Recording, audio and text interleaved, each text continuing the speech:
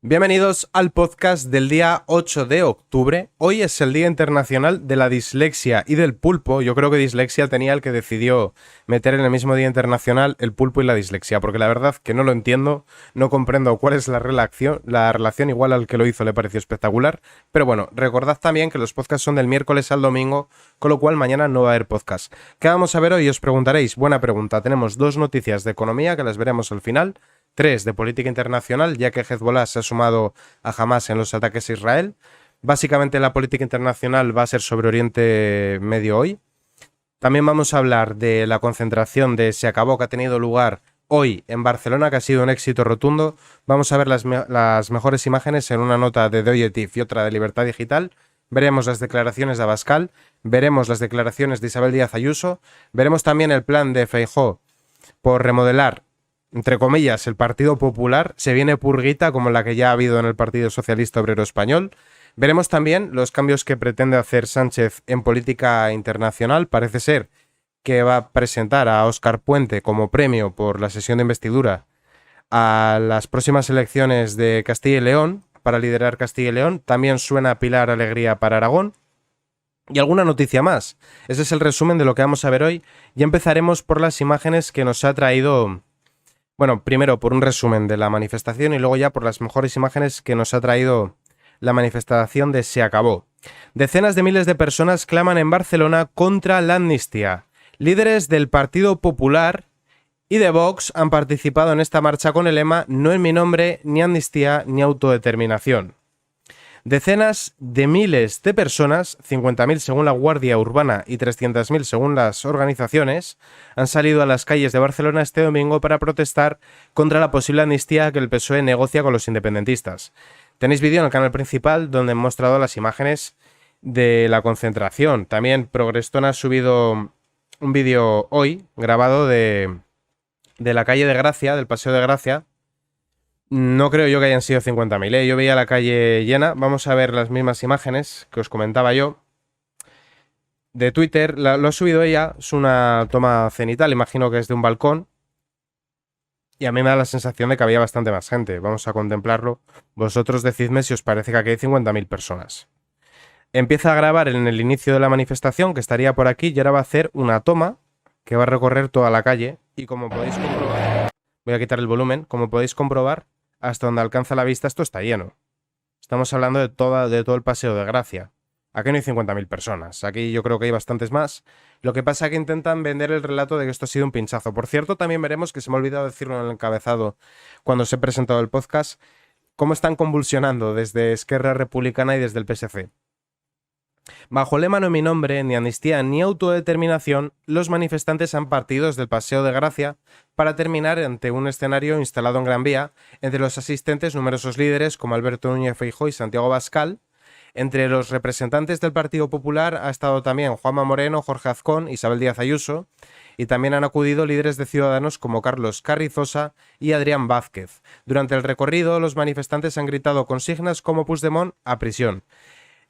Os recomiendo que veáis el vídeo que he hecho, porque también me hago eco de las declaraciones del diario.es. Lo han llamado concentración de la extrema derecha. Claro, yo les he respondido con imágenes de las pancartas y digo, mira, aquí está vuestra peligrosa extrema derecha. Y era gente como vosotros o como yo, gente normal, gente de a pie, con sus pancartas. No había insultos, no había suciedad, no hubo disturbios. Bueno, hubo enfrentamientos. Apareció por ahí una señora con una bandera de la Estelada a provocar. Pero bueno, más allá de eso, era una manifestación normal de gente que no quiere que se pisotee el Estado de Derecho y que quiere defender la Constitución y que no quiere que se hagan favores políticos. Ya está. No había por allá neonazis ni nada parecido. Pero como siempre intentan desautorizar las manifestaciones que no son las de ellos. Que me hace gracia porque cuando ellos están gobernando, no se puede manifestar la gente. Si lo haces, intentas ganar en las calles lo que no has ganado en las urnas. Pero en cambio, cuando ellos están en la oposición, paralizan el país entero y ahí sí que se ven disturbios, se rompen lunas, se vandalizan edificios, el mobiliario urbano, se queman contenedores, las calles acaban hechas una pocilga. Pero ellos pueden, y pueden hasta las últimas consecuencias. Ahora, si ellos están gobernando y tú, aunque estén en funciones, porque ahora mismo están en funciones, y a ti se te ocurre protestar, bueno, es que eres un antidemócrata. Durante el recorrido, bueno, las consignas que hemos visto, el primero en intervenir ha sido Alex Ramos, vicepresidente de la Sociedad Civil Catalana. Ramos ha recordado las palabras del gobierno en las que tildaba la protesta anticatalanista. ¿Acaso no somos catalanes? No, va a ser catalanista las 1000 personas que concentró el 1 de octubre la Asamblea Nacional Catalana. Las 300.000 personas de hoy no son representativas de la sociedad catalana, pero las 1000 de hace una semana sí. Es que son, de verdad. Eso era el inequívoco sentir popular del pueblo catalán. También ha subido al escenario el exalcalde de La Coruña, Paco Vázquez, la presidenta de la SCC, en La Mata. Ha sonado el himno de España, la canción de Resistiré. Vamos a ver ahora algunas imágenes. Las mejores imágenes de la manifestación en Barcelona contra la amnistía y en defensa de España. Miles de personas han participado este domingo en el centro de Barcelona. Y podemos ver, veis lo que os decía, gente absolutamente normal, gente de a pie, gente de la calle. Aquí tenemos otra cenital donde se ve el éxito rotundo. Y sobre todo destaca que ha sido un éxito rotundo y el hecho de que convive la sellera con la bandera española. Porque esto no se trata de eliminar las señas de identidad de los catalanes ni atacar las características identitarias singulares que tienen. Al contrario, se respeta la diversidad que hay en España, contrariamente al relato que quieren imponer desde el independentismo, que ese sí que es rupturista y que ese sí que es conflictivo y que ese sí que no sabe convivir. Es la diferencia. Nosotros aceptamos toda la riqueza y toda la singularidad y ellos no. Aquí tenemos otra imagen donde se ve la participación, personas normales, no se ven extremistas por ninguna parte. Se ve, pues eso, gente pues protestando, defendiendo su región y defendiendo su país. Sánchez traidor, vete con Puigdemont. No se ven tampoco insultos. Aquí vemos a los medios entrevistando a Isabel Díaz Ayuso. Aquí se ve una toma también desde arriba, como os comentaba, lleno, un éxito rotundo. Aquí tenemos otras imágenes. Se vende España por 5 votos. Llama a Sánchez, ¿veis? Pero no hay insultos. Simplemente, pues eso, la gente protestando. Se vende España más 32 Waterloo. No estáis solos. ¿Veis? Aquí también la sellera. Pero está la sellera, pero lo tildan de anticatalanista. Es que te tienes que reír. Aquí tenemos a los de Vox, tenemos a Bascal, tenemos a Ignacio Garriga, tenemos a Rocío Monasterio. Mal porro. El sanchismo provoca graves alteraciones de la percepción, la conducta y la dignidad. Esta está simpática, esta está muy bien, esta está graciosa. Aquí tenemos a un perro muy español. También ha ido a defender. Esta foto también me ha gustado, está simpática. Aquí tenemos a un hombre con un tricornio. Bien, como podemos apreciar, gente normal. Vamos a ver ahora la reacción que ha producido dentro del PSC y dentro de Esquerra. El éxito del 8 de octubre contra la amnistía enerva a Pere Aragonés y a Salvador Illa. El presidente de la Generalitat y el jefe de la oposición en Cataluña cargan contra el Partido Popular y Vox por participar en la gran manifestación de la sociedad civil catalana. ¿Y por qué? Es que, a ver, la pregunta no es... Yo entiendo que los de Esquerra protesten, son los que quieren llevar a cabo todo esto. Pero que el PSC proteste, la pregunta no es qué hace Vox o qué hace el Partido Popular ahí. La pregunta es por qué no está el PSC. Pero el PSC no está porque es precisamente el que va a conceder la amnistía. ¿No vais de unionistas? ¿No rascáis votos en Cataluña con ese argumento? Entonces, ¿por qué os parece mal que se defienda la unidad de España? ¿No se supone que En Común Podem y que el Partido Socialista Catalán son partidos unionistas? De cara a la galería, de cara a las elecciones, sí lo son, ¿no?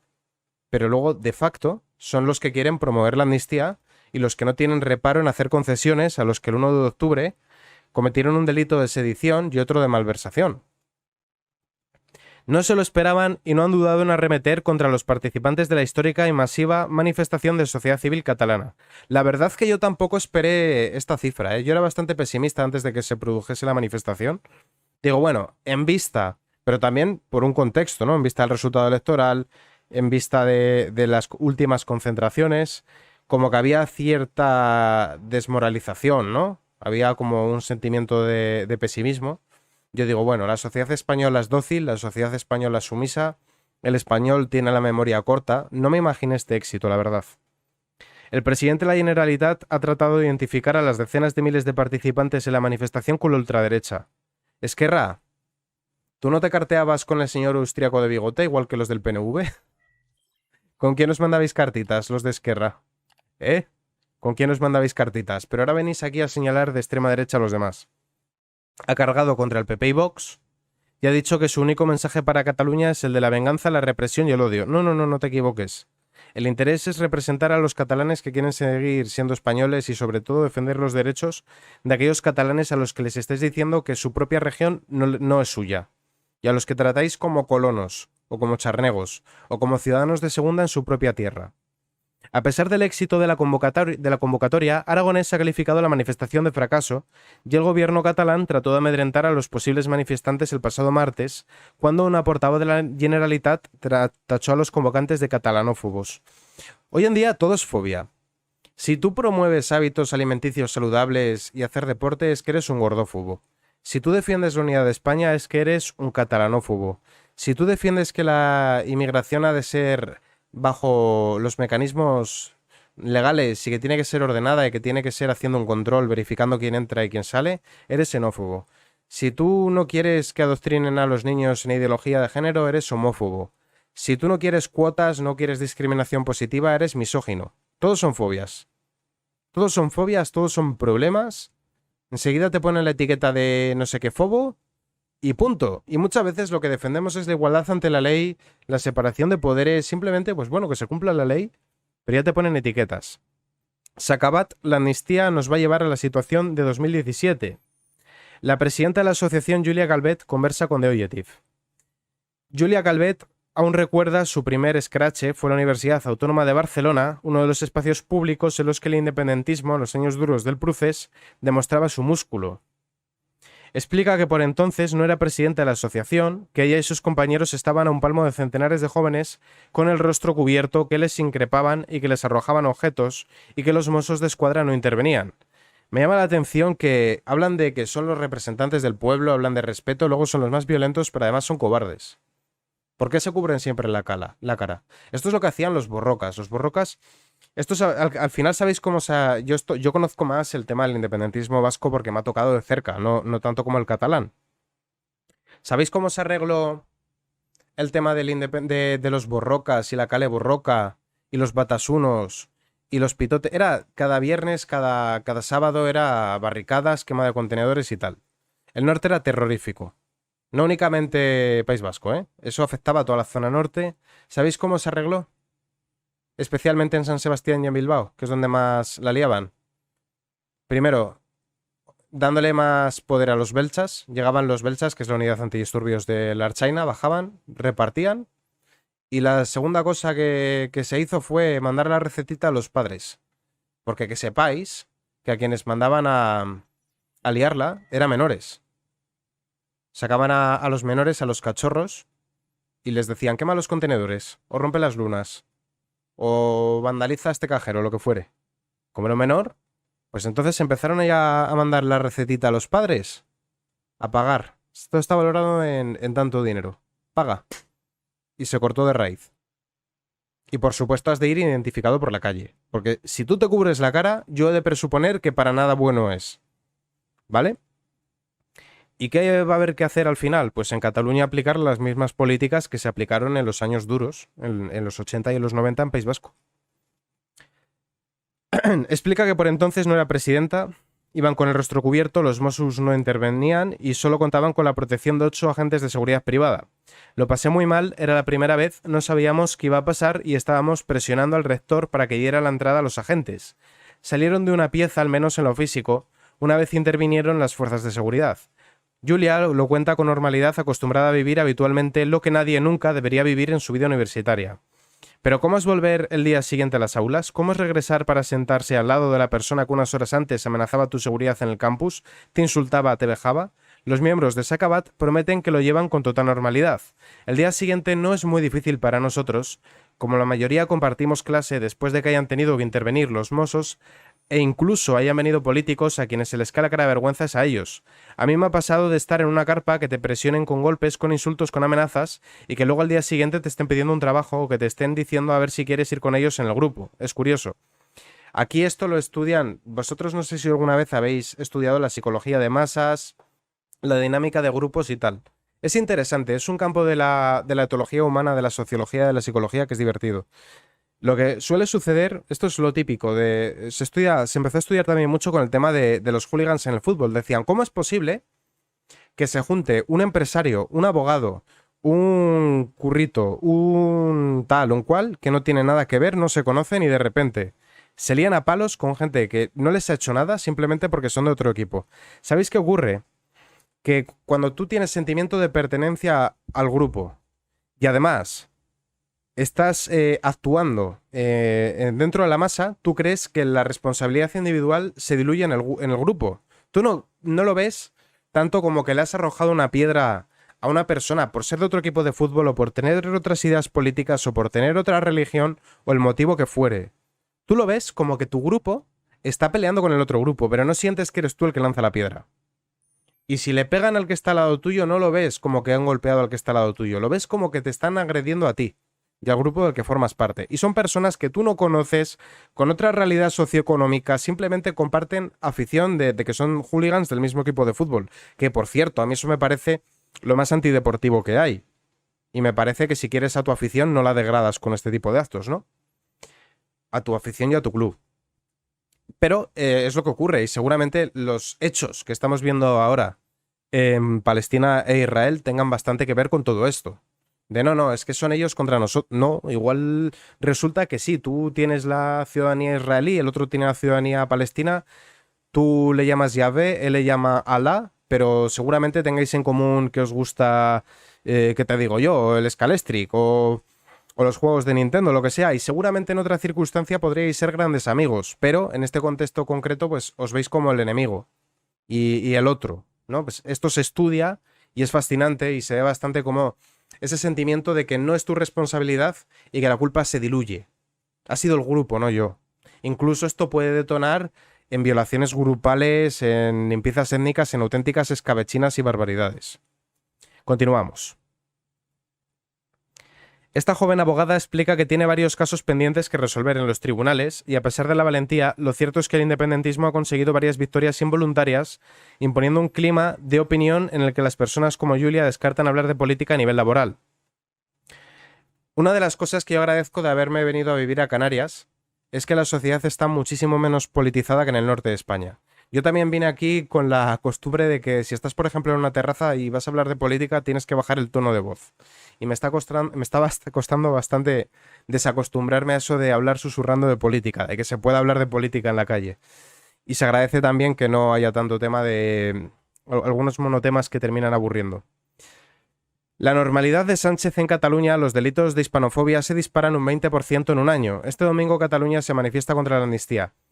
Recordaréis el caso que ha habido ahora, una denuncia interpuesta de una profesora de español que no le dejan acceder a las aulas si no es para dar su clase, porque entienden que su mera presencia, su mera existencia, altera la convivencia y el catalán y que es una amenaza para mantener la pureza lingüística y tal. Es terrible al grado que están llevando las cosas. Lo comentaremos cuando haya sentencia. Este domingo Cataluña se manifiesta bien, el resultado de la manifestación ya lo conocemos. La Cataluña constitucionalista toma las calles, esta parte la vamos a obviar porque ya lo hemos visto en otras notas. El citado informe se titula Informe sobre violencia cívica en Cataluña y está realizado por el Observatorio Cívico de la Violencia Política, un grupo de estudio independiente y sin vinculación partidista. En él se recogen todos los incidentes relacionados con la violencia política en el año 2022 y lo ponen en comparación con los años anteriores. Durante el 2022 se constataron 155... ¡Qué conveniente!, ¿no? Me hace gracia lo que son las curiosidades y las casualidades. Constataron 155 incidentes relacionados con violencia política y odio ideológico. Con los datos se observa que los episodios de injurias y acoso suman un 25,81% del total de los incidentes. Y ahora ya vamos a dar paso a las declaraciones de Abascal y de Isabel Díaz Ayuso. Abascal en Barcelona. Pararemos en los tribunales y en las calles el golpe que se pretende perpetrar desde la Moncloa. Ya vais a ver cómo le dan la vuelta con lo de las calles para decir que Abascal ha hecho una soflama fascista o golpista alguna cosa. Y al final, los que sí que estaban condenados por sedición van a ser los buenos de la película y los que están protestando contra la amnistía a los de la sedición van a ser los malos. Ya vais a ver, yo es que los conozco, tengo ya a las terminales mediáticas de la izquierda, vamos, como la palma de mi mano, ¿eh? Os aseguro que van a darle la vuelta a estas declaraciones para que Abascal sea el malo y ellos las víctimas. El presidente de Vox, Santiago Abascal, ha acudido este domingo con Ignacio Garriga, Pepa Millán, A Barcelona la manifestación contra la amnistía. Bueno, yo veo más gente aquí. Veo también aquí a Rocío Monasterio, veo a Pulido, de Oro Pulido, veo varias caras. En las declaraciones a los medios ha señalado que la amnistía y la autodeterminación son una agresión a la Constitución y al pueblo honrado y trabajador que paga las multas e impuestos, una agresión a la igualdad de todos los españoles ante la ley, y exige una movilización masiva como la que hoy se va a producir en Barcelona. El golpe que pretende dar desde el Palacio de la Moncloa es una auténtica fechoría y es un golpe a las instituciones y necesita silenciar a la oposición. Y otra cosa, la credibilidad que tienen las instituciones va a quedar muy tocada. Quiero decir, van a hacer falta muchos años para que los españoles vuelvan a confiar en los poderes públicos después de esto. Porque es que el daño que está haciendo a todas las instituciones, primero, la desafección que se está generando hacia la Casa Real, que hay gente que llama felpudo sexto al rey Felipe. La desafección a la policía, sobre todo a raíz de los encierros con lo del caballero, la mascarilla. Luego también a los tribunales, con los golpes que han dado el Tribunal de Cuentas, al Poder Judicial que pretenden dar ahora, al Tribunal Constitucional, el asalto que planea también para el Supremo. Cómo hacen de la Fiscalía lo que les da la gana. La Abogacía del Estado, que la usan para atacar a gente de la sociedad civil, como se vio en la defensa de Irene Montero contra un ciudadano como es Rafael Marcos, que había sido atacado a su honor por una ministra, ni más ni menos, ¿no? Ese daño a las instituciones, o bueno, ya ni hablemos la credibilidad de organismos como el CIS, como el INE después de la purga, Radio Televisión Española, que se ha convertido en el vocero oficial del régimen. El daño que le está haciendo a la credibilidad de los poderes públicos es terrorífico. Pero ya no es el mal lugar en el que nos deja a los españoles a nivel internacional, que también. Es el mal lugar en el que nos deja a los españoles ante los propios españoles. Pero bueno, también hay que decir que la gente le ha votado. O sea, a ver, realmente, eso yo esperaría que después de todas las barbaridades que ha hecho Pedro Sánchez, el PSOE hubiese caído a 70 escaños. Y no ha sido el caso. Que eso también hay bastante que estudiar ahí. Estamos hablando de un político amnistiando a otro político a cambio de sus votos para permanecer en el poder. Es la viva imagen de la corrupción, es la imagen del poder contra la ley y del poder contra el pueblo. Y por su parte, Isabel Díaz Ayuso también ha hablado. La presidenta de Madrid, Isabel Díaz Ayuso, ha sido recibida entre aplausos y vítores a su llegada a la manifestación.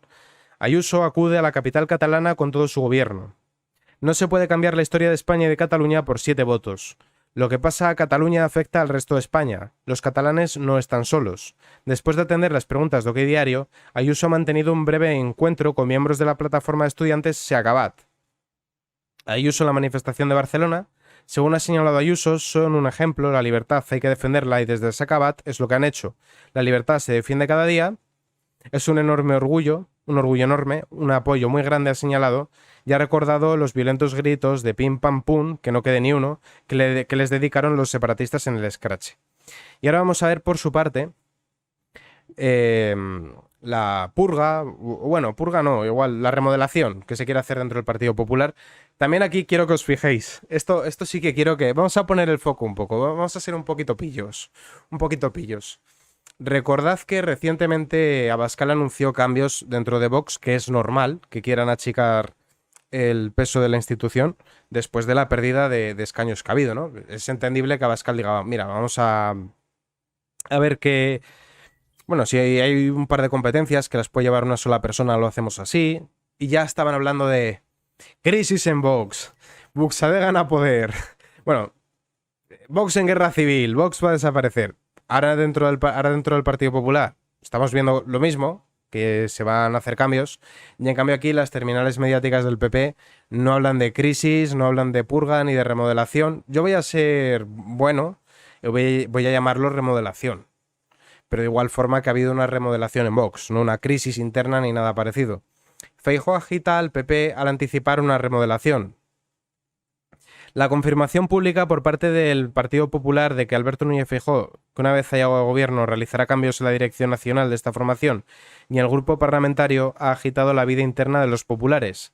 No es una novedad que la llevará a cabo por lógica política, pero sí ha sorprendido que un discreto Feijóo lo haya verbalizado. Feijóo, en una entrevista en Onda Cero, definió como ajustes estos cambios al afirmar que los ejecutará en cuanto haya nuevo gobierno en España. Y es normal, pero también lo de Vox era normal. y crearon el relato de que era el fin de Vox. De hecho, Federico anda muy activo últimamente desde Libertad Digital y más especialmente desde Es Radio, con esos ataques furibundos y virulentos que además... Vamos a ver, el enemigo del Partido Popular no es Vox. El enemigo del Partido Popular es el PSOE y es Sumar.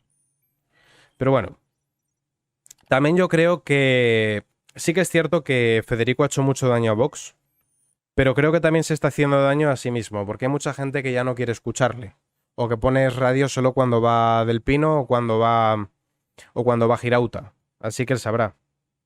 Especificó que en el Congreso, en el Senado y en el partido se empezará una nueva etapa y en la nueva etapa tiene que haber ajustes. Sobre la figura de Cuca Gamarra, en la que están puestas las miradas, afirmó que todavía no hay una decisión definitiva. Estas palabras de Feijóo han desatado los comentarios sobre la situación interna y, según las fuentes consultadas, ha provocado que se entre en una dinámica peligrosa. Ya sucedió con las polémicas palabras en euskera de Borja Semper. Un sector del PP criticó duramente al vicesecretario popular y lo acusó de deslealtad. Experiencia política: en el caso del Senado es sabido que la portavocía de Javier Arenas es provisional y su futuro podría estar en la Secretaría General del grupo parlamentario. En el partido, el equilibrio de poder es ahora difícil y algunas fuentes apuntan a que la relación entre el coordinador general Elías Bendodo, y el vicesecretario Miguel Tellado no pasa por sus mejores momentos. La salida de Pedro Rollán, vicesecretario de Política Autonómica y Local y elegido presidente del Senado, no es una novedad. Carmen Navarro, vicesecretaria de la formación, podría tener papel más activo en el Congreso. Y por su parte se sustituirá a Adolfo Suárez Hijo, que en la anterior legislatura estaba llamado a suceder a Ana Pastor en este órgano de gobierno en la Cámara Baja. Su reelección en esta legislatura consolida ese papel, ya que Pastor solo es diputada nacional. Y la figura emergente de Carmen Fúnez, vicesecretaria de Política Social y diputada por Ciudad Real, después de muchos años en el ostracismo político tras ser fulminada, volvería a Dolores Cospedal por su cercanía con Javier Arenas. Bueno, pues esos serían los cambios del Partido Popular. Vamos a continuar y ahora vamos a ver el interés de Yolanda Díaz de encabezar el tema de la amnistía. Ayer comenté en el podcast que desde Esquerra, desde Bildu, desde Junts y desde el PNV no quieren hablar con Sumar, sino que quieren hablar con el PSOE.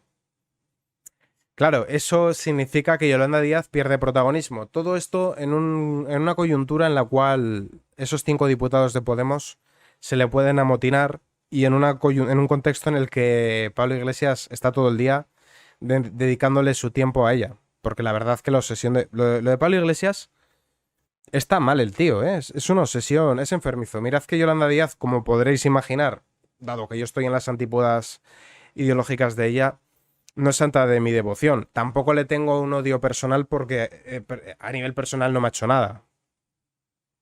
Pero claro, no me cae bien. No quiero que gobierne, claro está. Porque creo que las políticas que podría llegar a hacer pues serían malas. Pero lo de Pablo Iglesias con Yolanda Díaz es enfermizo. Es algo de mira, chaval, vete al psicólogo y trátatelo, porque no es ni medio normal la obsesión que tienes con Yolanda Díaz. No es ni medio normal. Lo de Pablo Iglesias ya roza lo esperpéntico. Y de hecho creo que buena parte de la razón por la que Canal Red no hace sino bajar en espectadores, podéis entrar a Social Blaze a comprobarlo, como sus datos cada vez son peores. De hecho, os lo voy a mostrar. Creo que buena parte es porque está todo el día cargando contra Yolanda Díaz y contra Sumar, más que contra lo que la extrema izquierda considera que son los malos. Pero es que daos cuenta de las cifras de Canal Red. Son muy malas. Es que partiendo de donde estaban, que hablaríamos de unos casi 8 millones de visitas que tuvieron en el mes de mayo, una caída drástica, luego bajaron a 5 millones, es decir, 2,5 millones ya perdieron en un mes. Pero luego perdieron otro millón más con respecto al anterior. En el ejercicio de agosto tocaron suelo, no llegaron al 1 millón de visitas y ahora rozan el 1,5 millones, pero a duras penas. Estos son datos muy malos y yo creo que es por esa obsesión que tienen, esa incontinencia verbal cuando se trata de hablar de Yolanda Díaz. La líder de Sumar, Yolanda Díaz, ha decidido acelerar en la negociación con los nacionalistas, empezando por la propuesta de amnistía. Ya sabéis que quería retrasarla hasta el 2013, si no recuerdo mal, o el 2014. Pues le interesa eso, pues dar una concesión mayor que la del PSOE para que lo que propone ella sea, para que su propuesta, sea más atractiva y que sería, pues bueno, la que lleve la voz cantante. Su plan de amnistía, después de encargar a un equipo de juristas a estudiar el asunto. Después del encuentro con Carles Puigdemont, Yolanda Díaz vuelve a mover ficha. Lo hace, según comentan, para ganar focos y protagonismo, y que si fracasa, que se culpe al PSOE y a los nacionalistas. Sobre la mesa pesa la desconfianza hacia Junts per Catalunya y Puigdemont, el temor a un chicken game con Esquerra, no sé exactamente qué quiere decir chicken game, y una posible ruptura de las costuras dentro del PSOE. Bueno, yo no creo que eso ocurra, ¿eh? En su la mayoría de las fuentes creen que finalmente habrá acuerdo. Yo creo que la mayor parte damos por sentado que va a haber una amnistía. Vamos a ver ahora los cambios que plantea Pedro Sánchez, concretamente presentar a Óscar Puente en Castilla y León y a Pilar Alegría en Aragón. Sánchez se prepara para mover a sus peones. Pilar Alegría y Óscar Puente apuntan para Aragón y Castilla y León. Ahora se entiende mejor por qué le han dado más protagonismo a Óscar Puente. Recordad que es una persona de la máxima confianza de Sanchinflas y le interesa tener también la zona atada y bien atada. El diputado por Lugo, José Ramón Gómez Besteiro, y la secretaria de Política Internacional y Cooperación del PSOE, Hannah Haloul, también se perfilan como valores al alza para Moncloa. Un run de reubicaciones recorre el PSOE. Dos resuenan con fuerza: Pilar Alegría y el diputado por Valladolid y exalcalde Óscar Puente. El diputado por Lugo, José Ramón Gómez Besteiro, y la secretaria Política Internacional y Cooperación del PSOE, Hannah Haloul, también se perfilan como valores al alza para Moncloa. Los ha situado en la comisión negociadora con los grupos parlamentarios para pactar la investidura. Alegría y Puente también tienen asiento en ese comité. Si Alegría finalmente coja el mando y sale del ministerio, tendría difícil hacer oposición al presidente por no tener silla en las Cortes Regionales. Otra opción es que regrese a la delegación del gobierno donde ya se desempeñó. Otras fuentes de peso en la Federación Socialista de Aragón apuntan a que habría un pacto para que el presidente de la Diputación Provincial de Zaragoza, Juan Antonio Sánchez Cuero, dirigiera el partido con el compromiso de celebrar unas primarias que catapultarán a Alegría a la candidatura en 2027. Un previsible adiós a la portavocía del PSOE. No obstante, lo que está claro es que Pilar Alegría, según desliza su entorno, se prepara para dejar la portavocía del partido. Bien, y ahora ya vamos a entrar en materia de política internacional antes de que veamos la política económica de hoy. Veíamos ayer que desde Hamás, desde la Franja de Gaza, habían lanzado misiles contra ciudades de Israel y que habían infiltrado gente. Ahora también desde el Líbano, Hezbollah ataca a Israel, supuestamente en solidaridad. Curioso el concepto de solidaridad de estas personas, ¿verdad? Muy curioso. Hezbollah, incluida en la lista de organizaciones terroristas, se ha atribuido los disparos de mortero efectuados en las últimas horas desde Líbano contra Israel. Según un comunicado, Hezbollah ha anunciado que ha atacado 3 sitios militares israelíes. Concretamente, Hezbollah ha atacado posiciones en las granjas de Seba en Radar, Zebdine y Rouseit el Alam, que son zonas ocupadas por Israel actualmente, utilizando proyectiles de artillería y cohetes guiados. El ataque ha tenido lugar, según ellos, en solidaridad con la victoriosa resistencia palestina y el heroico pueblo palestino. En respuesta, el ejército israelí ha anunciado poco después que ha efectuado un ataque con aviones no tripulados contra la infraestructura de Hezbollah, que por cierto, ayer ya estuvieron desplazando tanques hacia la Franja de Gaza. Se va a liar bastante en la zona. Israel cifra en más de 600 las víctimas por los ataques terroristas de Hamás. Al menos 600 personas se han muerto en Israel y además hay 2.000 heridos. Las cifras de muertos, que han aumentado drásticamente desde el último balance de este mediodía, ha sido confirmada por el Servicio de Identificación de Víctimas de Desastres, que por cierto también hay jóvenes europeos que han muerto.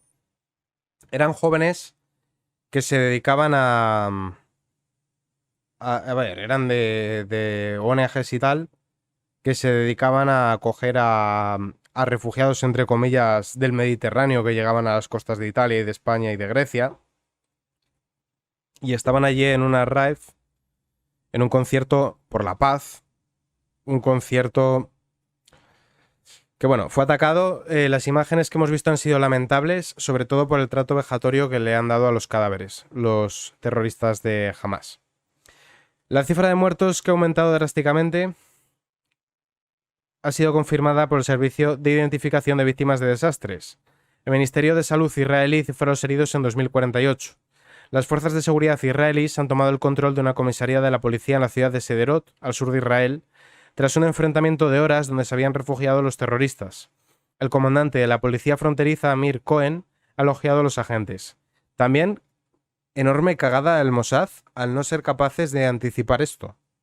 También aquí el servicio de inteligencia israelí se lo tiene que hacer mirar y yo espero que desde el gobierno de Netanyahu hagan las diligencias necesarias para ver quiénes han fracasado, ¿vale? Para ver qué está pasando aquí y para depurar responsabilidades. Islamistas celebran en Londres y Estambul el ataque a Israel y piden a los terroristas de Hamas que sigan disparando. Turquía, Reino Unido. Esto, también he visto yo vídeos de París, pero ahí no he podido confirmar si son vídeos recientes. Y como no hablo árabe y no sé lo que están diciendo, pues por no desinformar y por ser riguroso no voy a afirmar que ha ocurrido también lo mismo en París. Pero sí que es significativo que esto esté pasando en Turquía, un país islámico pero laico, y en Reino Unido, porque en caso de que se llamara a la Guerra Santa, en caso de que eso ocurra, ¿del lado de quién van a estar? Porque es gente muchas veces nacida, bueno, los turcos son étnicos, ¿no? Pero en el caso de Londres es gente que ya ha nacido en Reino Unido. Veíamos recientemente los sucesos de Suecia. Veíamos también los sucesos de Francia, a raíz de que dieran de baja al joven que se negó a parar el vehículo cuando le dio la orden a la policía. Claro, en caso de que esto ocurra, ¿del lado de quién van a estar? Porque a lo mejor tenemos quinta columnistas infiltrados en nuestros países. Y con que el 1% fuesen radicales ya estaríamos ante un problema. Yo lo que deduzco de todo esto es que estamos fracasando de cara a integrar a parte de la población. Hezbollah se ha sumado a la guerra entre los terroristas de Hamas e Israel con una serie de ataques contra posiciones israelíes.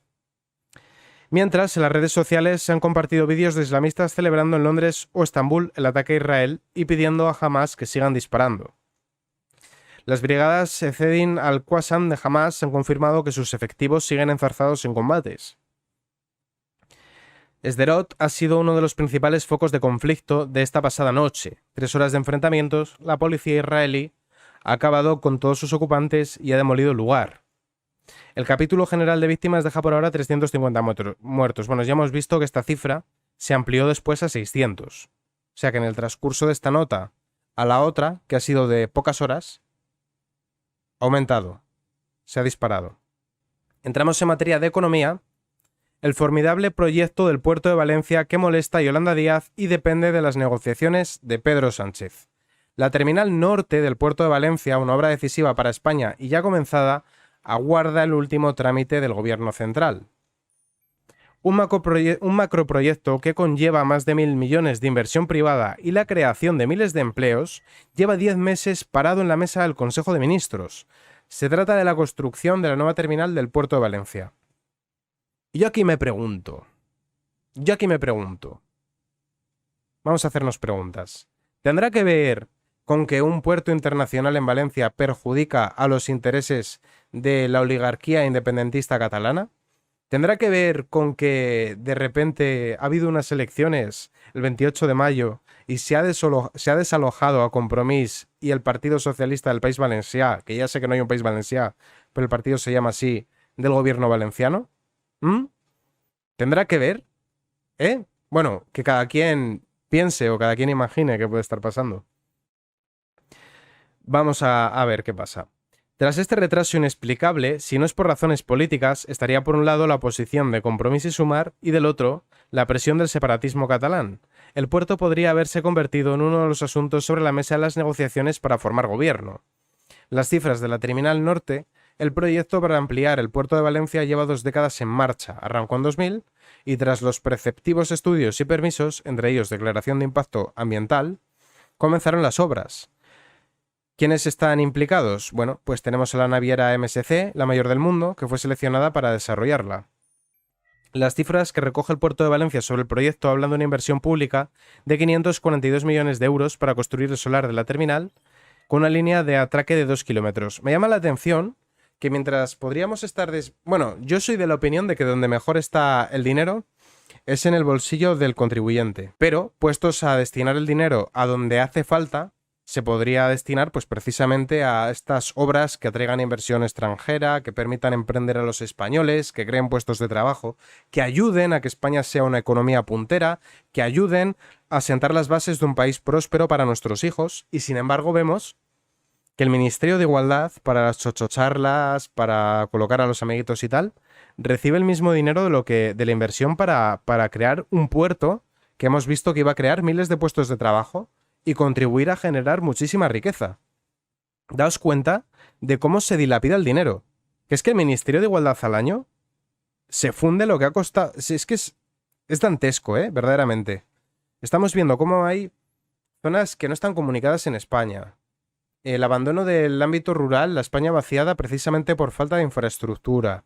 Hablamos de regiones que se van quedando a la cola de Europa por no mimarse, por no cuidarse, por no crear un clima atractivo para las empresas, más sumadle todas las trabas burocráticas, la presión fiscal y tal, que también hace mucho mal y mucho daño. Pero claro, es que sorprende que aquí tengamos por decisiones políticas una obra paralizada, o sorprende también lo que os comentaba de cómo se dilapida el dinero en tonterías, cuando perfectamente podríamos estar fomentando la creación de riqueza. Y sobre todo es que a mí me llama la atención porque yo miro a los chavalitos, porque yo aunque no lo aparente, porque la verdad es que tengo la fortuna de conservarme bien, tengo 30 y pico, pero yo veo a los chavales de 20, no se pueden independizar de los padres, no consiguen tener un empleo fijo, no consiguen formar, pues nada, el echar a andar, Es que se está poniendo un montón de trabas y dificultades para que se cree empleo. Y es una auténtica desgracia. Y más con el problema que tenemos de que la generación del baby boom se va jubilando y no hay una base cotizante, no hay nuevas personas entrando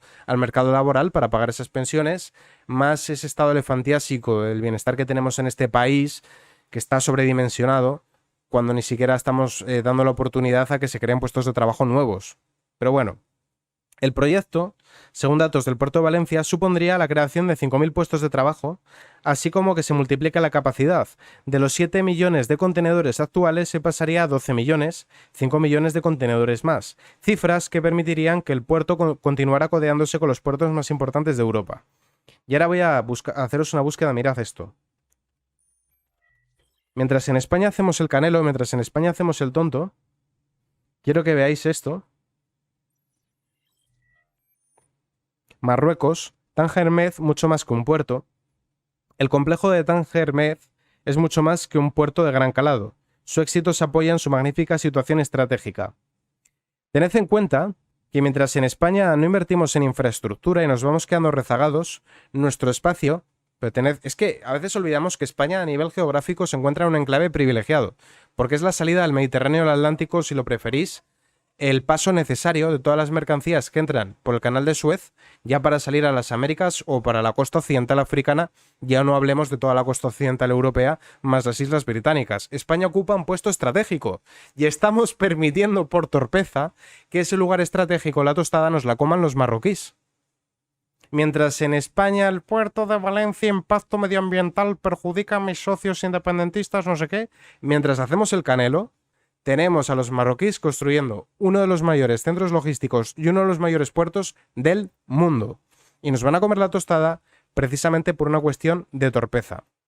Continuando con las noticias de economía y ya para cerrar el podcast de hoy, tenemos, esto ya lo adelanté yo en un vídeo, al principio empezó como un rumor, pero parece ser que se va a confirmar. Ada Colau, la futura ministra que le dará la puntilla a la vivienda en España. Su alcaldía en Barcelona se tradujo en menos construcción de pisos, alquileres más altos y más dificultades de acceso para las rentas más bajas. Daos cuenta de que en caso de que llegue Ada Colau, haría una ley de vivienda que haría buena la ley de vivienda de Yone Belarra. Es que podríamos tener a alguien que haga que echemos de menos a Yone Belarra. Puede parecer imposible, puede parecer increíble, puede parecer ridículo, pero es así. La exalcaldesa de Barcelona, Ada Colau, suena cada vez con más fuerza para ocupar la cartera de vivienda. Esta posibilidad ha caído como un jarro de agua fría en el sector inmobiliario. No es de extrañar, Colau ha cosechado una gestión desastrosa en materia de vivienda durante su mandato municipal. Escasez de oferta, dificultades de acceso, inseguridad jurídica, ataques a la propiedad privada y limitación de precios. Menos obra nueva, obligar a los promotores a reservar el 30% de las nuevas obras a la vivienda de protección pública ha provocado un desplome del 40% del volumen de visados de obra y además su objetivo de aumentar el parque público de viviendas se queda lejos de los anuncios realizados. Eso ha provocado que aumente el precio de los alquileres y como podemos ver en esta gráfica desde que llegó Ada Colau, la evolución del stock de vivienda en alquiler se ha desplomado creando un auténtico problema. Y con esto finalizamos el podcast de hoy. Recordad que no va a haber podcast mañana ni pasado porque los podcasts son de miércoles a domingo y muchas gracias a todos por verme.